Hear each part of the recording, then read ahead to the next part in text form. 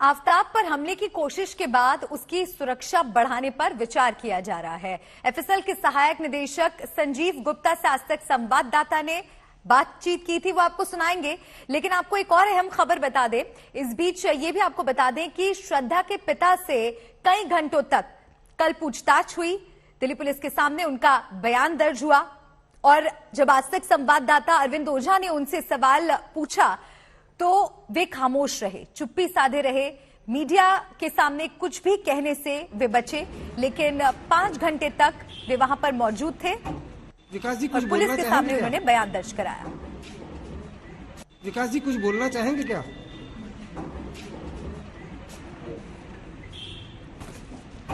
विकास जी कुछ बोलना चाहेंगे क्या?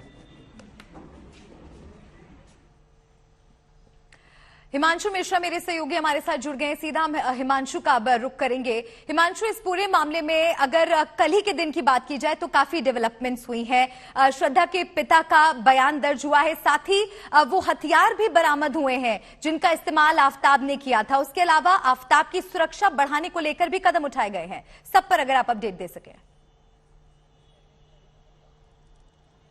देखिए, बहुत ही इंपॉर्टेंट रहा, खासतौर से अगर हम पुलिस इन्वेस्टिगेशन की अगर हम बात करें तो उस लिहाज से कल का दिन, क्योंकि देखिए कई ऐसे सबूत पुलिस के हाथ लगे हैं जिससे ये केस और मजबूत होता जा रहा है। सबसे पहले वो अंगूठी जो बरामद की गई है, जो उसने श्रद्धा की गिफ्ट की थी, जब स्टेटमेंट रिकॉर्ड किया गया जब श्रद्धा के पिता का, तो उसमें ये सारी बातें आई हैं। और हथियार का मिलना ये अपने आप में बहुत बड़ी बात है, क्योंकि पुलिस लगातार पिछले 18 दिनों से ऐसे ही सबूतों की तलाश में थी जो अब जाके उनके हाथ लगी है। वहीं अगर हम यहाँ एफएसएल के बाहर मैं इस वक्त मौजूद हूं और यहाँ की मैं तस्वीर आपको दिखाता हूं कि आप देखिए आज किस तरीके की सिक्योरिटी की गई है। कल जिस तरीके की घटना हुई थी उसके बाद यहाँ पर आप देखिए लोकल पुलिस के जवान यहाँ पर सुबह से ही एफएसएल के गेट के बाहर मौजूद हैं। बीएसएफ के जवानों की तैनाती की गई है।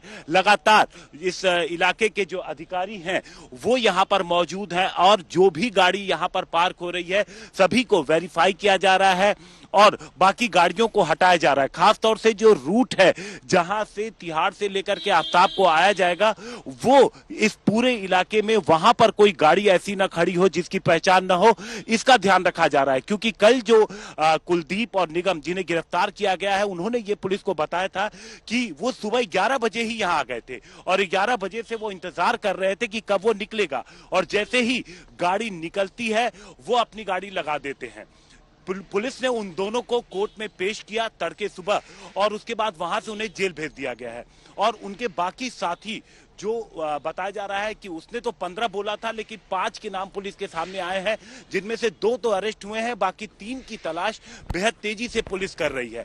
और पुलिस की कोशिश है कि आज जब आफताब को लेकर के यहां पर पहुंचे तो इस तमाम सिक्योरिटी के बीच में किसी तरीके की कोई दिक्कत ना हो और उसके बाद जब आफताब को लेकर के यहां से निकला जाए तो भी इसी तरीके की सुरक्षा रहेगी। यानी 3rd बटालियन के साथ साथ अब लोकल पुलिस और जो पैरामिलिट्री फोर्स के जवान हैं वो यहां पर लगातार उनकी सुरक्षा में है। तो लगातार इस तरीके से इस पूरे मामले में जो डेवलपमेंट हो रहा है, पुलिस के आला अधिकारी इस पे नजर भी बनाए हुए हैं। जी हिमांशु, मैं लौटूंगी आपके पास। इस बीच दर्शकों को हम सुनाए वो बातचीत जो कि संजीव गुप्ता एफएसएल के असिस्टेंट डायरेक्टर हैं, आज तक संवाददाता अरविंद ओझा ने उनसे कुछ सवाल किए, सुनिए।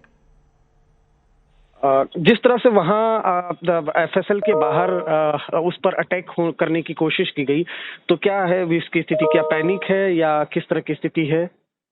नहीं, ऐसा कुछ पैनिक नहीं है, ठीक है, नॉर्मल है, बिल्कुल ठीक है। चूंकि सर जेल प्रशासन की जिम्मेदारी है कि उसको एफएसएल जैसे 3 तारीख दी गई है अदालत की तरफ से जेल सुपरिटेंडेंट को कि 28, 29 और 5 दिसंबर को, तो क्या जो अटैक करने की कोशिश की गई है, क्या जेल प्रशासन और अतिरिक्त सुरक्षा उसको मुहैया कराएगा? इस पर हम लोग विचार कर रहे हैं, उस पर अतिरिक्त सुरक्षा बढ़ाने पर विचार कर रहे हैं। क्या किसी तरह की कोई आधिकारिक मीटिंग?